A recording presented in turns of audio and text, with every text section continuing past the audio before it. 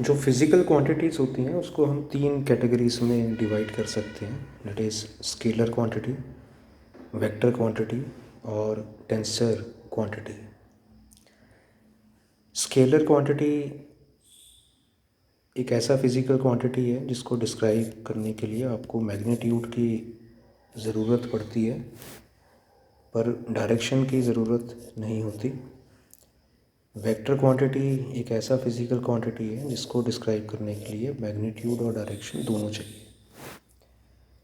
Tensor quantity एक ऐसा physical quantity है जिसको आप स्केलर और वेक्टर से वो different means a physical quantity which is neither a scalar nor a vector is called a tensor quantity.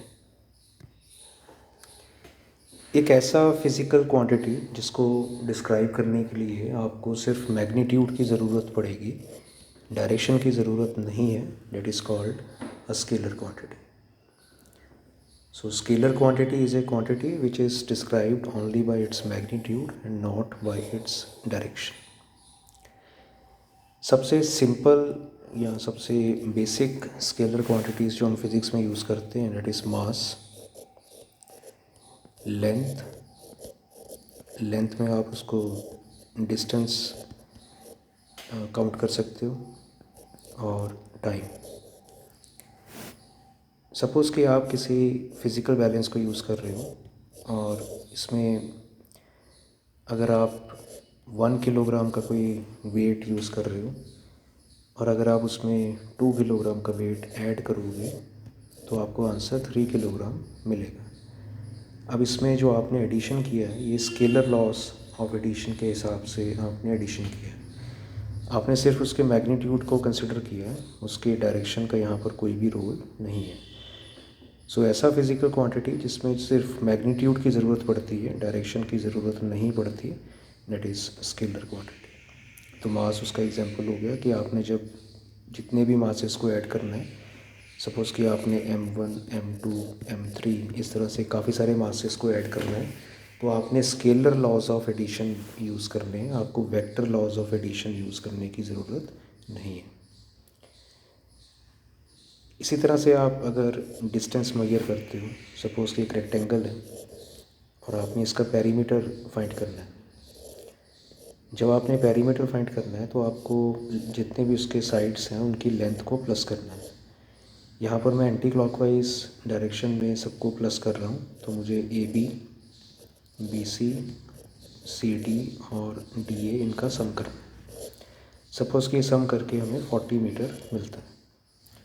अगर आप इसी क्वेश्चन में इसको क्लॉकवाइज मेजर करते हो तो आप पहले BA फाइंड करोगे, देन AD, देन DC और फिर CB। इस पर जब सम करोगे तो आंसर सेम मिलेगा। So answer is not dependent upon the direction followed because the quantity is not dependent upon the direction. It just depends upon the magnitude or value. तो ऐसा फिज़िकल क्वांटिटी जो सिर्फ मैग्नीट्यूड पर depend करता है, direction पर depend नहीं करता, that is called a scalar quantity. और स्केलर क्वांटिटी में जो लॉज आप यूज़ करते हो एडिशन या सब्ट्रैक्शन के लिए, it is simple laws of algebra. वहाँ पर वेक्टर लॉज या डायरेक्शन वाले लॉज यूज़ करने की ज़रूरत नहीं है।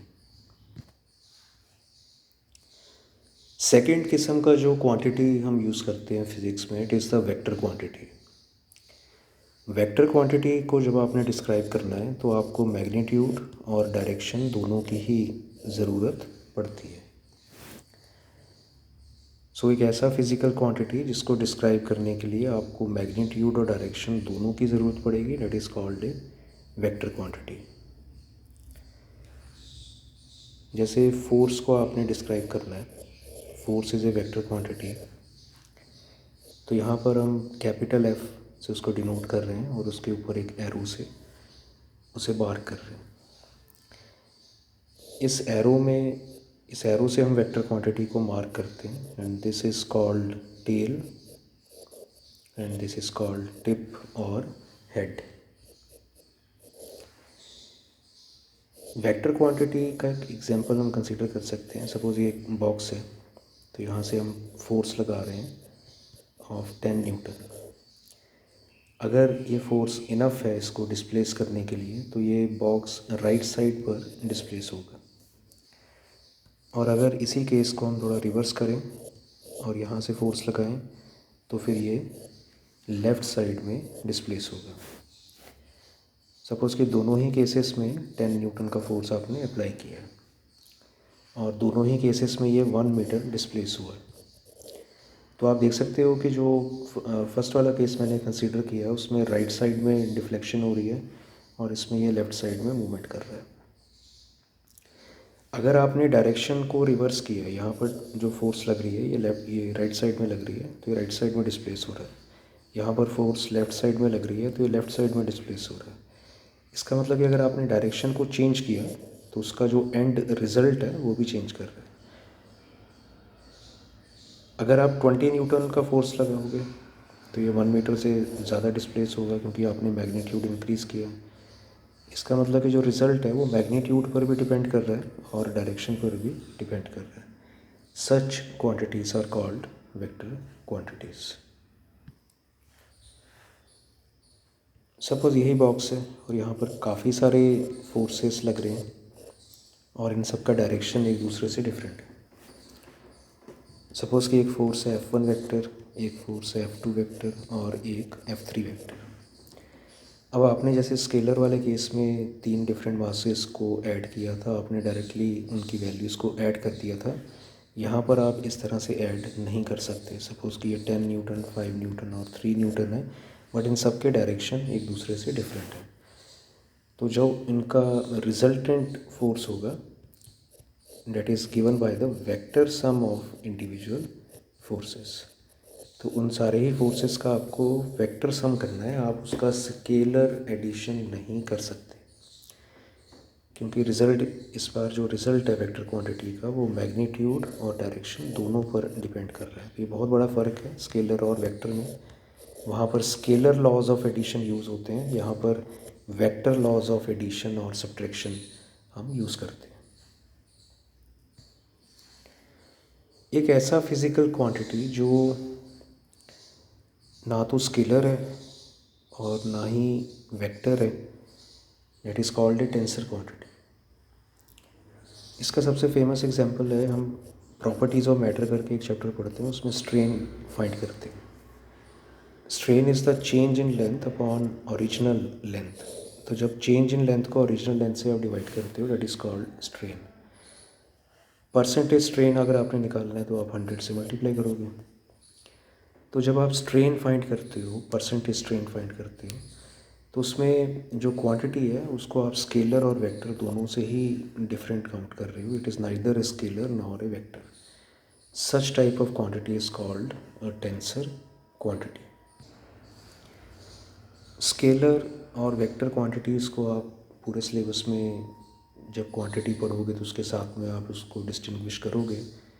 तो ये फर्स्ट क्वेश्चन मैंने यहाँ पर तैयार किया है जिसमें जो बेसिक फ़िज़िकल क्वांटिटीज़ हम स्टार्टिंग वाले 2 या 3 चैप्टर्स में पढ़ते हैं उसके बारे में हम उसे डिसाइड करेंगे वेदर इट इज़ स्केलर और वेक्टर।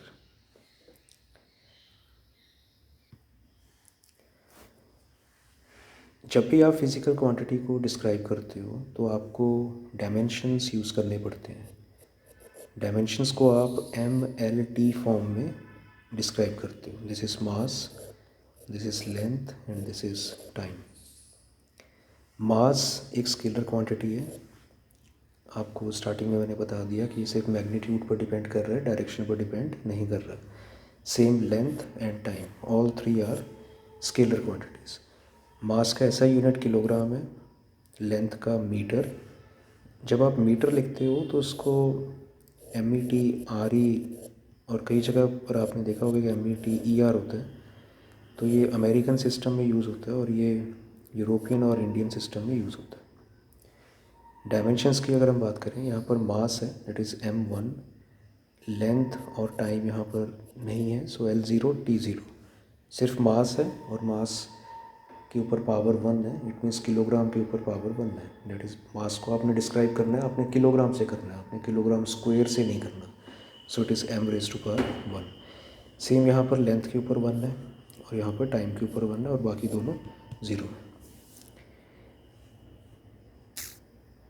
इसमें अगला जो क्वांटिटी था वो डिस्टेंस है।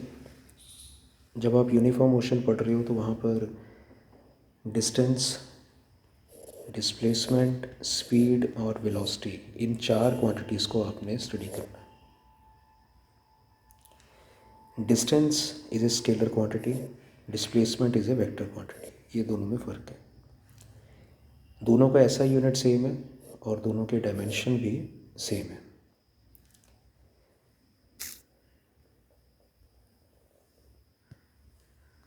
स्पीड और वेलोसिटी को अगर आप डिस्क्राइब करते हो, स्पीड का मतलब होता है distance upon time taken, that is metre per second, और वेलोसिटी में displacement upon time taken, that is again metre per second. तो दोनों का ही जो यूनिट है वो सेम है, मीटर पर सेकेंड। और अगर आप डायमेंशन की बात करते हो तो डिस्टेंस की जगह एल आएगा, टाइम की जगह T, so it is L1 t⁻⁻⁻1, so it is m0 L1 t-1, same यहाँ पर है। सो स्पीड एंड वेलोसिटी उन दोनों का डायमेंशन सेम है, यूनिट सेम है, बट फ़र्क ये है speed is scalar and velocity is vector quantity. Uniform motion पढ़ने के बाद में आपने यूनिफॉर्मली एक्सेलरेटेड मोशन पढ़ना है, और उस चैप्टर में एक अगला फिजिकल क्वांटिटी ऐड होगा, डेट इज़ एक्सेलरेशन। एक्सेलरेशन का मतलब होता है change in velocity upon time taken. Velocity का यूनिट मीटर पर सेकेंड है और नीचे टाइम का सेकेंड है, तो यहाँ पर बनेगा metre per second square. Metre per second square भी लिख सकते हो और metre second raise to power -2 भी लिख सकते हो। डायमेंशन की बात करें तो वेलोसिटी के डायमेंशन LT-1, नीचे टाइम है, so it is LT-2, so it is m0 L1 t-2। Force आपने न्यूटन लॉस वाले चैप्टर में पढ़ोगे, तो फोर्स का फॉर्मूला होता है मास इंटू एक्सेलरेशन, और फोर्स का ऐसा यूनिट न्यूटन के नाम पर है, डेट इज़ न्यूटन। मास का जो डायमेंशन है डेट इज़ m1, और एक्सेलरेशन मैंने आपको फाइंड करके बताया, डेट इज़ L1 t-2। इसको आपने हमेशा याद रखना है, फोर्स पूरे +1 और +2 के सिलेबस में बहुत ज़्यादा यूज़ होती है। तो जहाँ पर भी आपको फोर्स के डायमेंशन यूज़ करने पड़ेंगे वो डायरेक्टली आपको पता होना चाहिए, it is m1 L1 t⁻⁻2। Momentum, ये भी आप न्यूटन लॉस वाले चैप्टर में पढ़ोगे। Momentum is the product of mass with velocity. Again vector quantity है, उसका रीज़न कि मास तो स्केलर है but velocity is a vector quantity. ऐसा यूनिट मास का किलोग्राम और वेलोसिटी का metre per second, so it's ऐसा unit is kilogram metre per second. अगर आप डायमेंशन की बात करते हो तो मास के लिए m1 आएगा और वेलोसिटी के लिए डेट इज़ LT-1, तो इसके डायमेंशन आएंगे that is m1 L1 t⁻⁻1।